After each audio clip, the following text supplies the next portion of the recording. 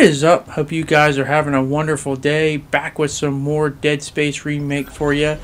And today I'm here to show you guys how to get the alternate ending in Dead Space. Now this is something that was not in the original Dead Space. This is brand new for the remake, and it's got me really curious to see like why they would add this if it's just an alternate ending just for the sake of an alternate ending, or does it have more meaning to. And at this point, it's just pure speculation. But I do think it's interesting and cool that they did, and I wonder if that's going to be more of a precursor if they possibly do a Dead Space 2 remake.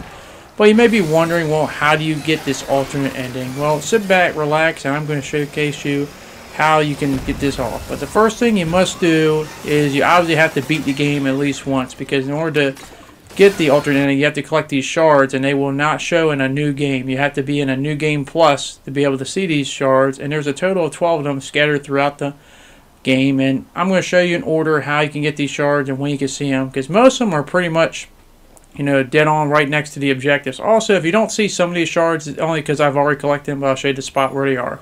The first one is in Chapter 1. It's right next to an objective.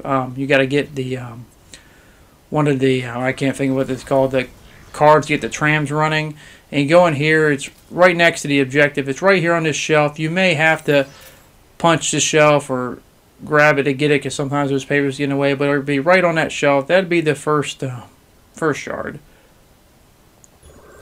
The next one is in Chapter 2, and this is right when you have that massive fight where you got to go down the elevator here. It's right outside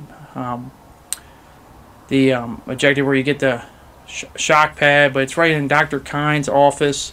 And what's cool here is you have to use the your kinesis to basically move this thing. Not my stasis, I don't know why I did that, but you have to move the shelf here to get back here, which I didn't even realize when I first came in here. And there it is, and that's what they look like if you're wondering, but a marker fragment. So that's number 2.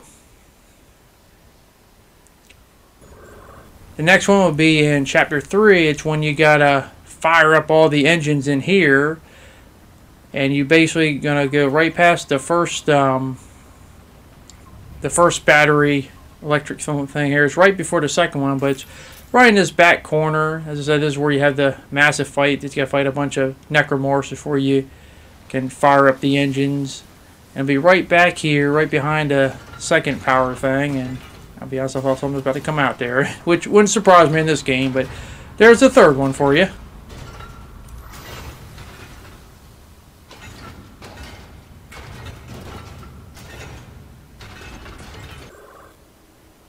The next one is in Chapter 4, and it's right when you go into this room called the break room. It's where you first see these things, and that's where you have the first discussion about the people who believe in unitology, but it'll be right here, right next to this whole symbol circle. So that'll be number 4.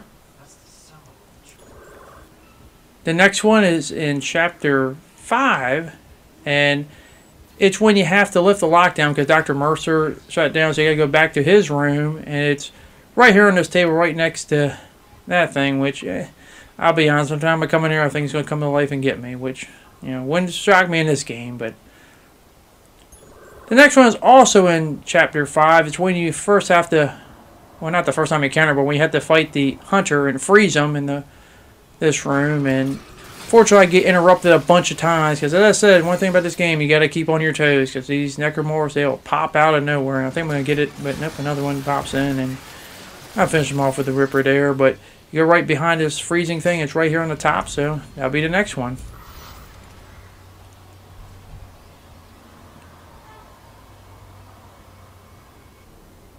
Our next one is in Chapter 6, and it's in the second room with all the green, where it's all kind of like you have the zero gravity, and you got to turn that on. You go right up top here, and turn around right from where you just went from, and you grab it here in the corner, and that's be the next marker fragment.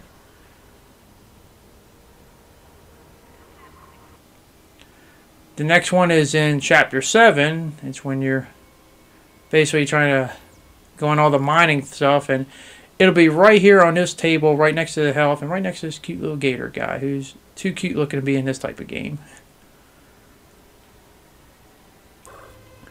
The next one will be Chapter 8. It's when you're trying to fix the comm array, and you'll see a little circle here with all this grotesque stuff, and if you look right in there, it should be floating right in between all that stuff. So that'll be the next marker you get.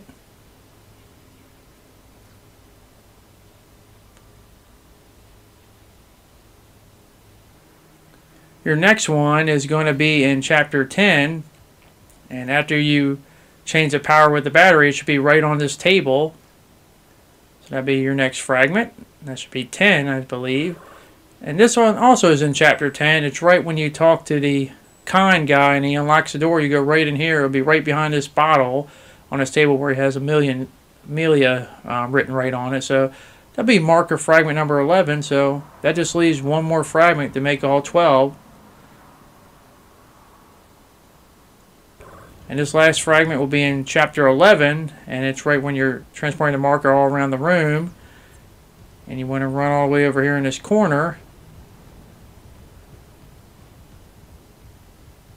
Not that corner, but the other one. And it should be right on the shelf, and I think it got knocked over here because of all the fighting. But that's your last marker fragment, so that should make 12. Once you have all 12, go back to the crew quarters, and you want to go in Captain Matthias's room. And if you go in here, you'll see a table of a big shard with a bunch of candles lit around. It'll ask you to activate, and once you activate it, you'll know it works if it says this. You know, we are whole, you will know, you will see, like we see you. And you see all of them filled, and basically what it means is you've done it right. And once you have all of them, it should look like that. And all you got to do now is beat the game, and you'll see the alternate ending.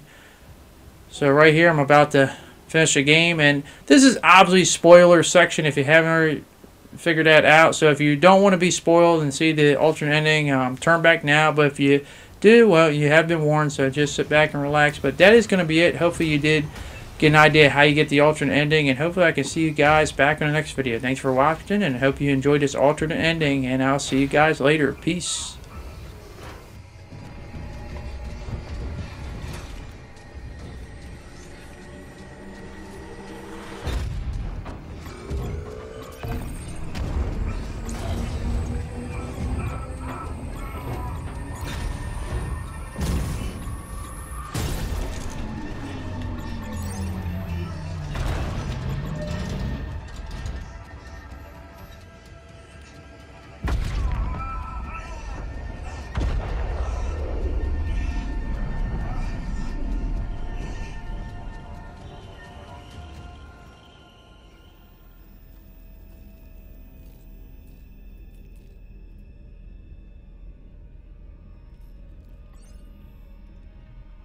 The Ishimura really was a great ship. Yeah. We were lucky to see her in her prime. Are we going home, Isaac? There's so much work to do. Soon, I promise. Gotta build a little something first. For me? What is it? It's a surprise, sweetie.